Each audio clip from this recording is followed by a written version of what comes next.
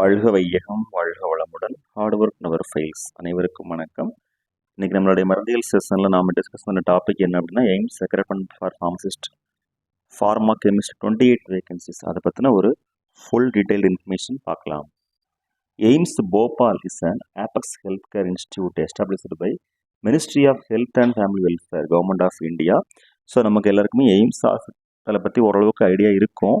So அதில் இருக்கக்கூடிய vacancy தான் நம்ம இப்போ பார்க்கலாம். Under the Pradhan Mantri Swasthya Suraksha Yojana PMSSY with the aim of correcting regional imbalances in quality tertiary level healthcare in the country and attaining self-sufficiency in graduate and postgraduate medical education and training. So AIIMS ஹாஸ்பிட்டலில் என்னென்ன education என்னென்ன training கொடுக்குறாங்க PG ஸ்டூடெண்ட்ஸுக்கு, அதுக்கப்புறமா job opportunities, அதை பற்றி ஒரு outline கொடுத்துக்கிறாங்க. Executive director AIIMS Bhopal invites online application from the Indian nationals and overseas citizen of India, OCI. நம்ம இந்தியன் கேண்டிடேட்ஸ்க்காக வேண்டி நமக்கு ரெக்ரூட்மெண்ட் அதில் கொடுத்துக்கிறாங்க. For recruitment to the following non faculty post on direct recruitment basis. Recruitment டேரக்டாக தான் இருக்குன்னு சொல்கிறாங்க. இதில் வந்து பார்த்தோன்னா pharmacist grade 2 number of vacancies and reservation 27, UR 11, OBC 7, SC 4, ST 2, EWS 3, PWBD 1. Age limit 21 to 27 இயர்ஸ்க்குள்ள இருக்கணும். எசென்சியல் குவாலிஃபிகேஷன் அண்ட் எக்ஸ்பீரியன்ஸ் பார்த்தோன்னா diploma in pharmacy from a recognised university R institution as usual எப்போதும் போல D.Pharm. should be a registered pharmacist under Pharmacy Act 1948. So candidates வந்து கண்டிப்பாக pharmacy act 1948 படி pharmacy கவுன்சிலில் register பண்ணி registration number இருக்கணும். Desirable experience in manufacture or storage or testing of transfusion fluids in a reputed hospital or industry. So hospital experience or industrial experience இருக்கணும். Pharma chemist or chemical எக்ஸாமினருக்கு வந்து number of vacancies and reservation 1, UR 1, age limit between 21 27 years. Essential qualification and experience, diploma in pharmacy from a recognized university or institution. Okay. அடுத்து should be a registered pharmacist under Pharmacy Act 1948. Desirable in manufacture, storage, testing of transmission fluids and பார்த்துட்டோம். அப்புறம் number of vacancies pharma கெமிஸ்ட்க்கு வந்து 1, age limit 21 to 27 years. அதில் D.Pharm qualification should be registered pharmacist under Pharmacy 1948. Desirable experience in manufacture, testing of transfusion fluids in a reputed hospital of industry. அது இருக்கணும் பேசிக்காக இந்த qualification. அதாவது testing of transfusion fluids அதை manufacturing பண்ணுறது, testing பண்ணுறது, அதில் இண்டஸ்ட்ரி இல்லை ஹாஸ்பிட்டல் எக்ஸ்பீரியன்ஸ் இருக்குன்னு சொல்லிக்கிறாங்க. இம்பார்ட்டன்ட் இன்ஸ்ட்ரக்ஷன் டு கேண்டிடேட்ஸ் என்னென்னா, the portal for online application for these posts will be available on the website of AIIMS Bhopal, edu.in, as per the following schedule. Aspiring candidates fulfilling the prescribed eligibility criteria for the post are required to apply only online as per procedure given in this advertisement. So ஆன்லைன்லேயே அந்த ப்ரொசீஜரில் தான் கொடுத்துருக்குறாங்க. Before applying candidates must carefully go through the eligibility criteria and ensure that they fulfil the same so as to avoid disqualification at latest stage. So eligibility criteria ஃபுல்லாக படித்து பார்த்து அப்படின்னு சொல்லியிருக்காங்க. Candidates are required to upload essential documents related to fulfilment of eligibility regarding age, qualification, experience, reservation, category if applicable. இந்த டாக்குமெண்ட்ஸ்லாம் நமக்கு upload பண்ண சொல்லிக்கிறாங்க. At time of filling of application form the candidates do not require sending hard copy of application form. However they must keep a PDF copy and print out of online application form with them. It will be required with other documents in support of their eligibility during document verification or wherever asked for. அதாவது நம்மளுடைய online application ஃபார்முடைய print out இருந்தோம் அப்படின்னா நமக்கு டேரெக்டாக போய் interview attend பண்ணும்போதோ இல்லை certificate verification பண்ணும்போது நமக்கு ரொம்ப ஹெல்ப்ஃபுல்லாக இருக்கும்னு சொல்லியிருக்கிறாங்க. அது கட்டாயம் வச்சுருக்கணும்னு சொல்லியிருக்கிறாங்க. ஸோ நம்ம ஆன்லைனில் அப்ளை பண்ணி முடிச்சதுக்கப்புறம் நம்மளோட அப்ளிகேஷன் ஃபார்மை ஒரு பிரிண்ட் அவுட் எடுத்து வச்சுக்கலாம். Age and all other qualifications will be counted as on closing date of submission of online application. For example 20/11/2023. So November 20th நமக்கு எந்த டைமில் எவ்வளோ ஏஜ் கம்ப்ளீட்டாக இருக்குதோ அதுதான் கன்சிடர் பண்ணப்படும்னு சொல்லியிருக்கிறாங்க. In case of issue of any corrigendum or addendum, the crucial date of determining eligibility shall remain unchanged unless specifically mentioned so in the notices. So அதாவது ஏதாவது அவங்க எய்ம்ஸ் ஃபார்மசிஸ்ட்டு அந்த போஸ்டிங்கில் ஏதாவது கரெக்ஷன் இருந்தால் அவங்க சொல்லுவாங்க. ஸோ அதற்கு ஏற்ற மாதிரி நம்மளுடைய ஏஜ் லிமிட்டு எல்லா குவாலிஃபிகேஷனும் இருக்குன்னு சொல்லிக்கிறாங்க. Period of experience wherever prescribed shall be counted after obtaining the prescribed qualification. So நம்ம எக்ஸ்பீரியன்ஸ் இப்போ ஃபார் எக்ஸாம்பிள் டிஃபார்ம் இல்லை பிஃபார்ம் முடிச்சிருக்கிறோம் அப்படின்னா நம்ம எந்த டைமில் முடித்தோமோ அந்த டைமில் இருந்தால் நமக்கு வந்து கன்சிடர் பண்ணப்படும் அப்படின்னு சொல்லியிருக்கிறாங்க. Next candidates working in government organisation R statutory bodies PSUS autonomous bodies are required to mandatorily submit NOC from the parent organization at the time of document verification or as asked by the institute, without which they will not be allowed for further recruitment process. அதாவது இப்போ நம்ம government ஆர்கனைசேஷனில் இல்லை மற்ற இடங்களில் work பண்ணிட்டு இருக்கிறோம், இங்கே try பண்ணுறோம் அப்படின்னா நோ அப்ஜெக்ஷன் சர்டிஃபிகேட் சப்மிட் பண்ணணும் ஜாயின் பண்ணுறதுக்கு முன்னாடி இல்லை இன்டர்வியூ டைமில் வந்து as per the ministry of education otherwise MHRD notification dated 27/8/2018. All the degrees or diploma certificates awarded through open and distance learning mode of education by the universities established by an act of parliament or state legislature, institutions under section 3 of the UGC Act 1956 and institutions of national importance INIS declared under an act of parliament stand automatically recognized for the purpose of employment under the central government provided they have been approved by the UGC and wherever necessary by AICTE for the programs for which it is the regulatory authority unless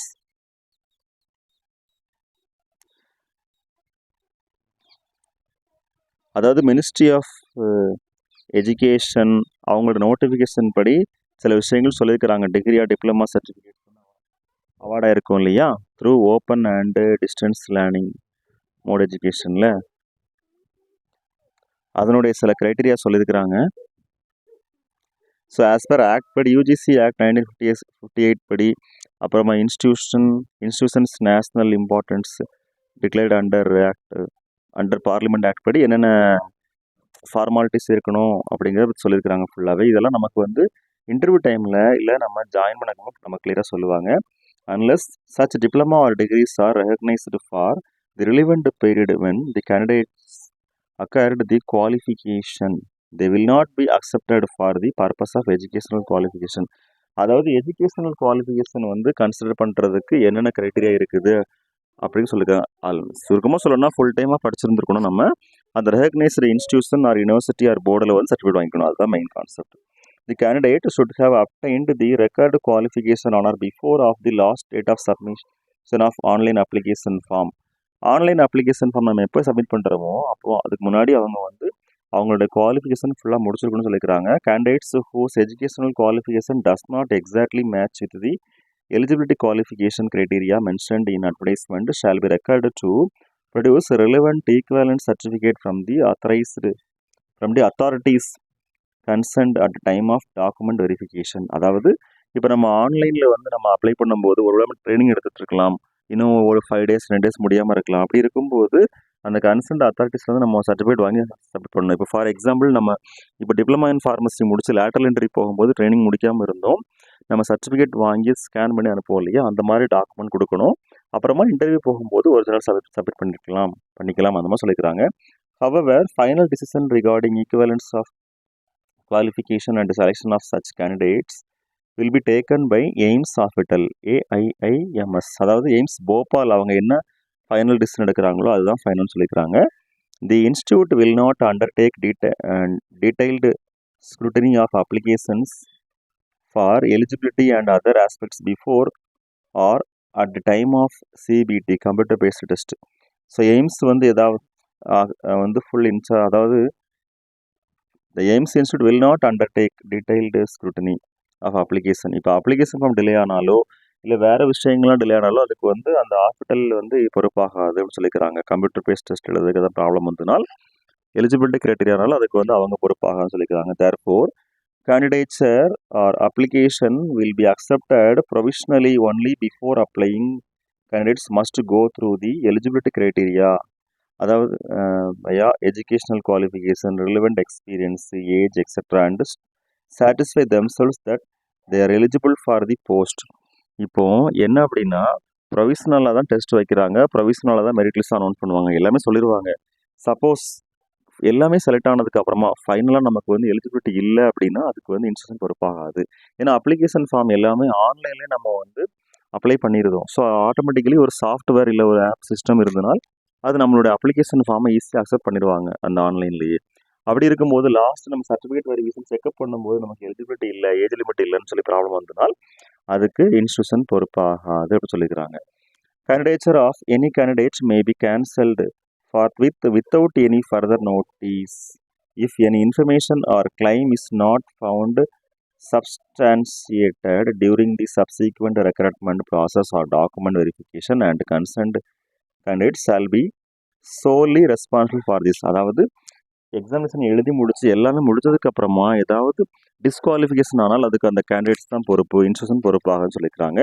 Success in computer based test or skill test does not confer any right of appointment to candidates unless AIIMS Bhopal is satisfied after such verification as may be deemed necessary that the candidate is suitable in all respects for appointment to the post applied for. அதாவது final decision வந்து selection committee தான் இருக்கும், அந்த மாதிரி கான்செப்ட்லாம் சொல்லியிருக்கிறாங்க. ஓகேவா?